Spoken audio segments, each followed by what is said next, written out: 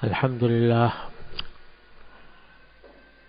لله نحمده ونستعينه ونستغفره ونؤمن به ونتوكل عليه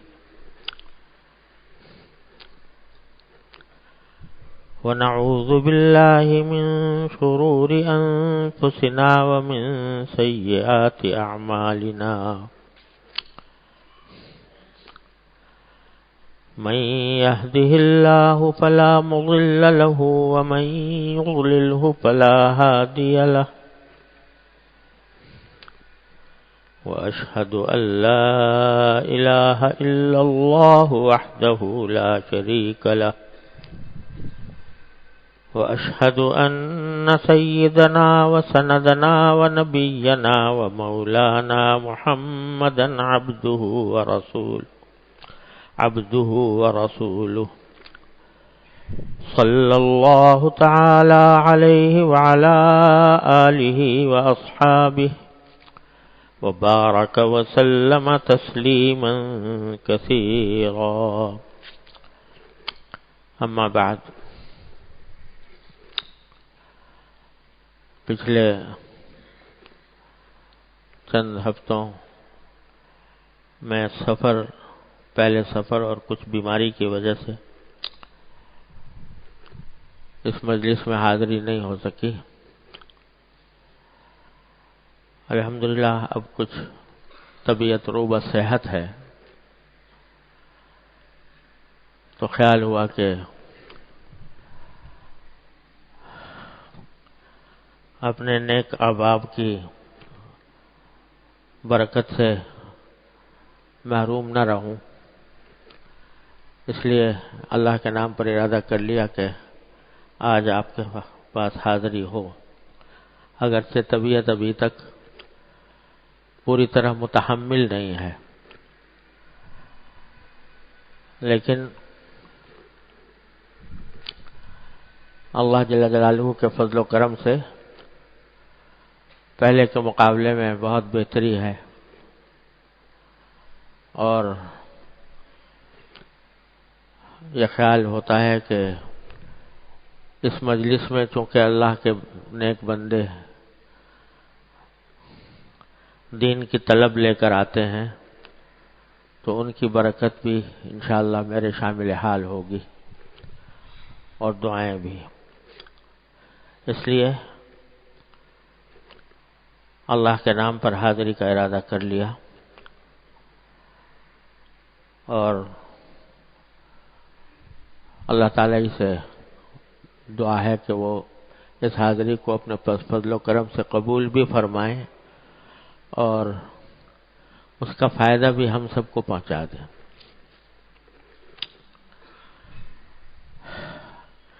ابھی کتاب کھولی تو یاد آیا کہ جو آخری مجلس ہوئی تھی اس میں میں نے ایک حدیث کا بیان شروع کیا تھا، اور غالباً وہ نامکمل رہ گئی تھی، تو اسی کی تکمیل کرنے کی کوشش کرتا ہوں. اللہ تبارک و تعالی اپنے رضا کے مطابق عرض کرنے کی توفیق عطا فرمایا. وہ ایک حدیث ہے حضرت شداد ابن اوس رضی اللہ تعالیٰ عنہ کی. یہ ایک انصاری صحابی ہیں حضرت شداد ابن اوس رضی اللہ تعالیٰ عنہ. ان کے والد بھی صحابی تھے اور بدری صحابی تھے، غزوہ بدر میں شامل ہوئے اور پھر غزوہ احد میں شہید ہوئے ان کے والد.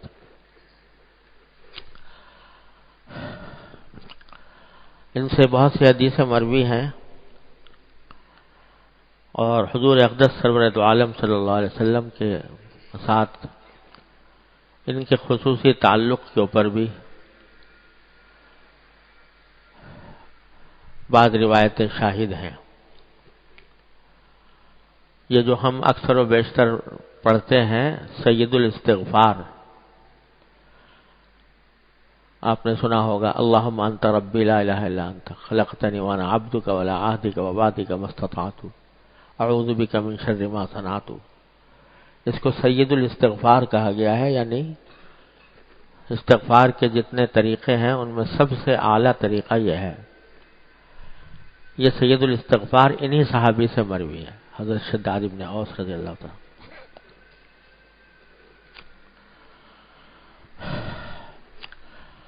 اور یہ بھی بعض روایات میں آتا ہے کہ جب حضور اقدس نبی کریم سرورت عالم صلی اللہ علیہ وسلم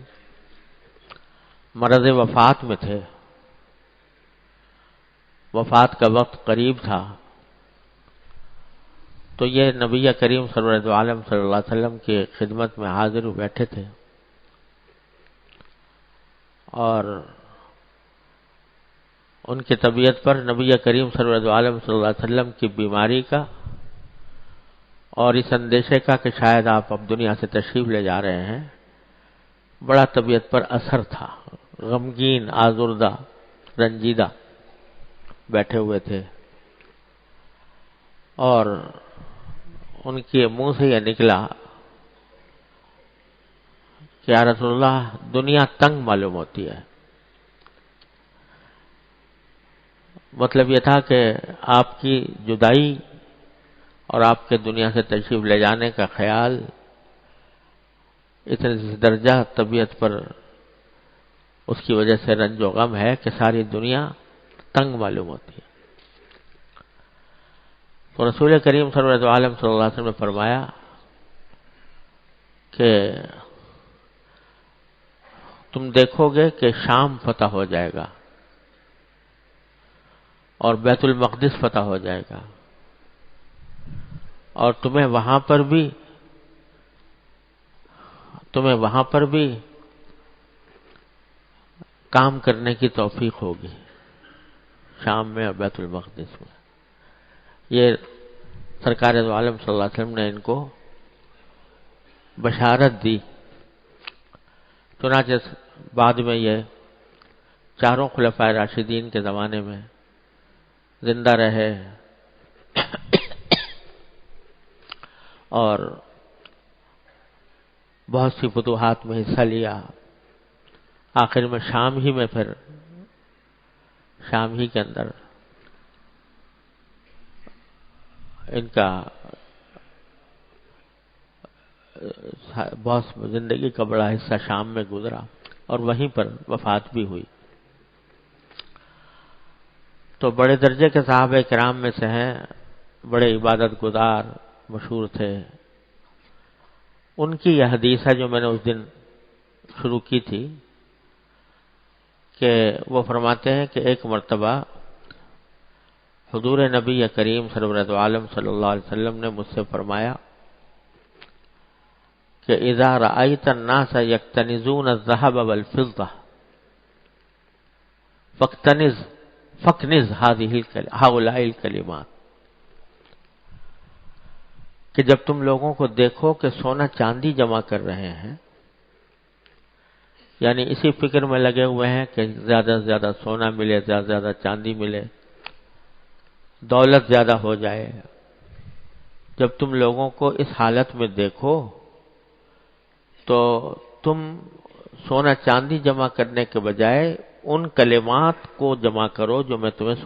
سکھا رہا ہوں. لوگ تو سونا چاندی جمع کر رہے ہوں گے، اسی فکر میں لگے ہوں گے اور اسی پر فخر کر رہے ہوں گے کہ ہمارے پاس اتنا سونا ہو گیا، اتنا چاندی ہو گئی، لیکن تم اس حالت میں بجائے سونا چاندی کی طرف رغبت کرنے کے یہ کلمات میں تمہیں کچھ سکھا رہا ہوں، ان کو یہ سمجھو کہ ان کا خزانہ اکٹھا کرو، یہ خزانہ ہے جو تمہیں دے رہا ہوں. کچھ کلمات سکھائے، دعا کے کلمات،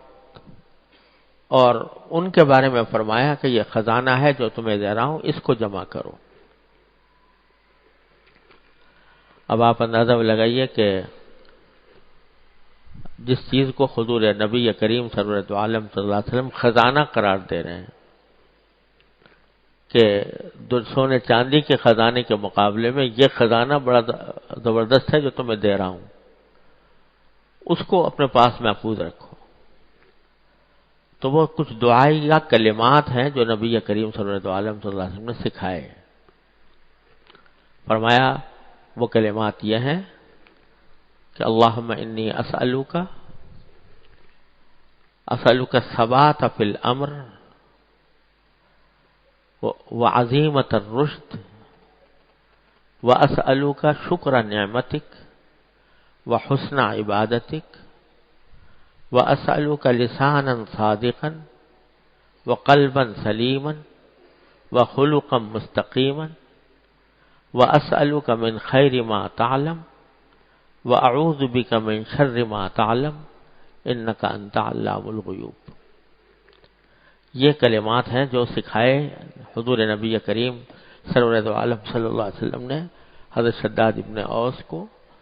اور یہ فرمایا کہ یہ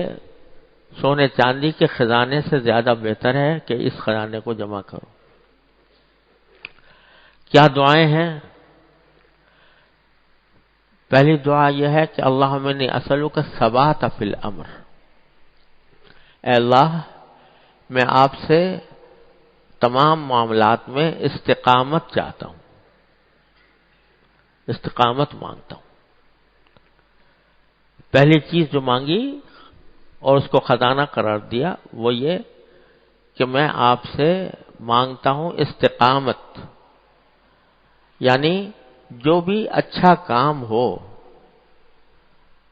جو بھی اچھی چیز ہو، جو بھی اچھا کام ہو، اس میں مجھے استقامت عطا فرما دیجئے کہ میں اس کو پابندی کے ساتھ ادا کروں اور کسی کے ڈرائے میں نہ آؤں، کسی کے دھمکائے میں نہ آؤں، کسی کے ہنسی مذاق اڑانے کی پرواہ نہ کروں اور وہ کام کرتا رہوں۔ یہ معنی ثبات فی الامر کے۔ بعض اوقات کسی کام کا شروع کرنا مشکل نہیں ہوتا، آدمی کسی جذبے میں آ کر کوئی کام شروع کر دیتا ہے، لیکن اس کام پر استقامت